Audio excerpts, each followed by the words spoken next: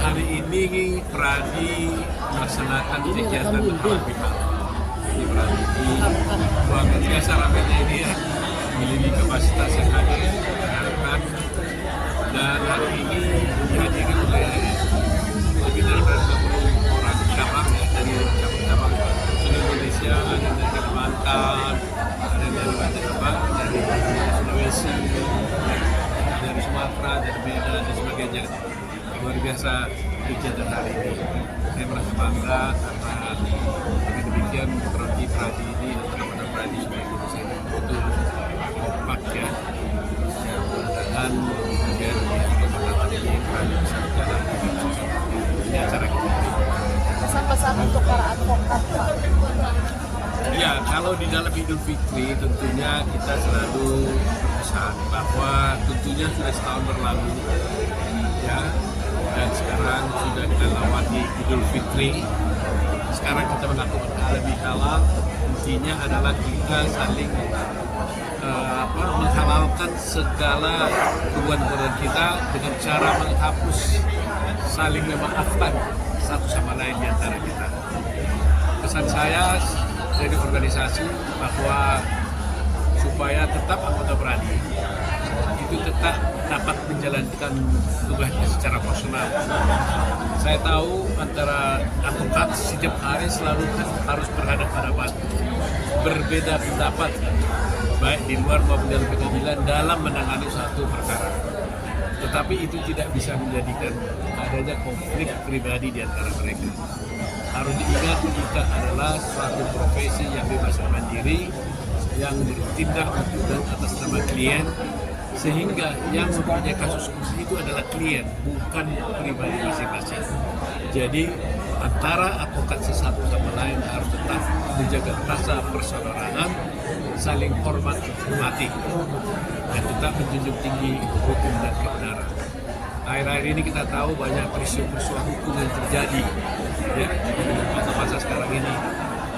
Banyak kasus-kasus yang kita ikuti bersama.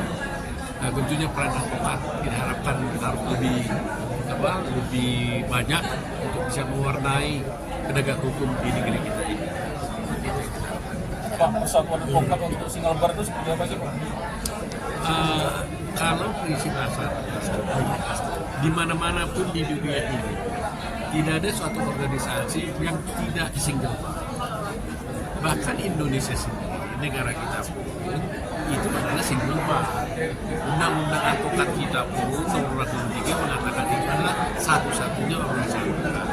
Jadi kalau ada yang mempersoalkan single bar sebenarnya nggak relevan karena kita itu adalah single bar. Soal di dalam pelaksananya ada yang tidak sesuai dengan prinsip undang-undang, nah itu adalah persoalan yang lain. Ya, itu adalah merupakan suatu boleh katakan ketidaktaatan kita terhadap undang-undang, ya kan? Jadi itu yang harus kita selesaikan dan bereskan. Tetapi saya yakin dan percaya bahwa Pradi dengan profesinya yang sekarang ini punya anggota hampir 80.000 dan mempunyai suatu departemen yang luas, ya kan? Punya gedung sendiri, punya semua lembaga-lembaga yang diatur dalam undang-undang advokat itu sudah lengkap di Pradi. Ada komisi pengawas, ada dewan kehormatan, ya kan, dewan pakar, dan seluruh cabang-cabang juga memiliki organisasinya. Maka saya yakin dan percaya Pradi akan bisa melakukan tugasnya sebagai profesi hukum yang bebas dan mandiri yang dapat memastikan berjalannya hukum itu sendiri. Ya, saya kira itu ya.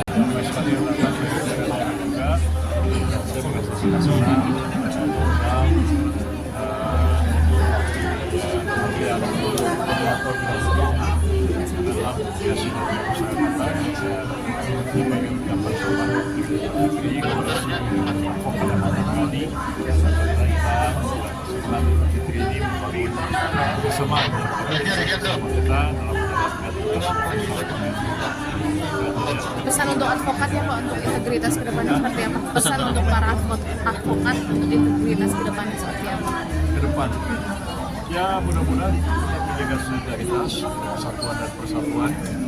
Mudah-mudahan juga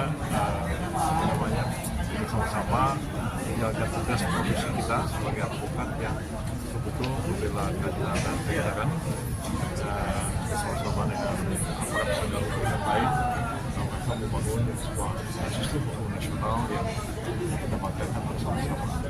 Tuntutan keadilan dan kepastian hukum sangat penting dan menjadi tugas advokat. Dan terima kasih nih Pak Prof.